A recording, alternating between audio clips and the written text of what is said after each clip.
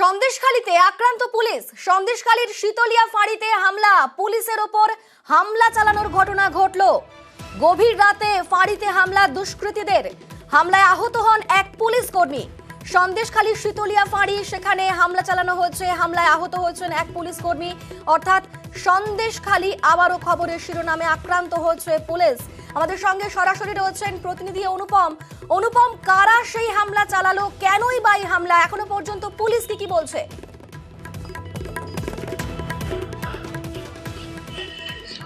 দেখো অনিন্দিতা, এই যে সন্দেশখালী থানার অন্তর্গত যে শীতলিয়া পুলিশ ফাঁড়ি, সেই শীতলিয়া পুলিশ ফাঁড়িতে কর্মরত যে সন্দীপ সাহা, সেই সন্দীপ সাহাকে গতকাল গভীর রাতে প্রায় 6 থেকে 7 জন দুষ্কৃতীর দল তারা পুলিশ ফাঁড়িতে ঢুকে তাকে মারধর করে। এবং শুধু যে মারধর করে তাই না, লাঠি বাঁশ রড দিয়ে তাকে মারধর করে।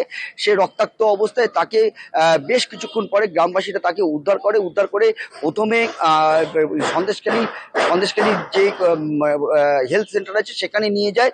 সেখান থেকে অবস্থার অবনতি হলে কলকাতায় একটি বেসরকারি নার্সিংহোমে নিয়ে গিয়ে তার এখন চিকিৎসা চলছে। আর এই মুহূর্তে সকালেই ঘটনাস্থলে যান পুলিশের আধিকারিকরা এবং সেখানে গিয়ে পরিদর্শন করে এবং এলাকার মানুষকে জিজ্ঞাসাবাদ করে।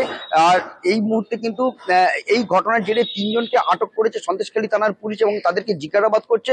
আর পুলিশ বাড়িতে এই ঘটনা ঘটেছে, সেই পুলিশ বাড়িতে কিন্তু এই মুহূর্তে তালা দিয়ে দিয়েছে ঊর্ধ্বতন পুলিশের আধিকারিকরা এই মুহূর্তে। তবে এলাকা কিন্তু যথেষ্ট থমথমে এবং এলাকার মানুষের মনে কিন্তু একটা আতঙ্ক তৈরি হয়ে রয়েছে, যেহেতু একটা পুলিশের ওপরে পুলিশ আক্রান্ত হয়েছে। সেখানে দাঁড়িয়ে একটা প্রশ্নই উঠছে যে সাধারণ মানুষ কোথা থেকে তারা নিরাপত্তা পাবে।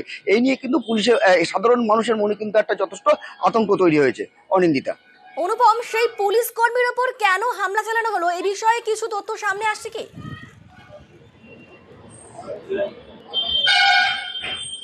না, দেখো এখনো কিন্তু যে এই যে পুলিশ কর্মী, এই যে সন্দীপ সাহা, তার উপরে কেন হামলা চালালো বা কি কারণে চালানো হলো, এটা কিন্তু এখনো জানা যায়নি।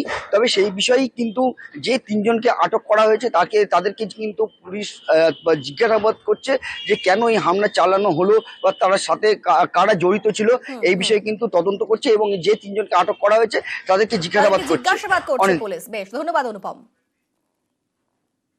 রাত্রে ঘটনা আমি কিছু বলতে পারি না।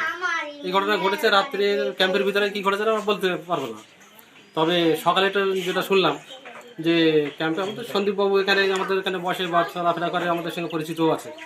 তো শুনলাম যে সন্দীপবাবু এরকম নাকি রাত্রিতে দুষ্কৃতীরা এসে অ্যাটাক করেছে এবং তাকে মাথা ফাটিয়ে দেওয়া হয়েছে, রক্ত বেরিয়ে রক্ত হয়েছে এবং তাকে হাসপাতালে নিয়ে দেওয়া হয়েছে।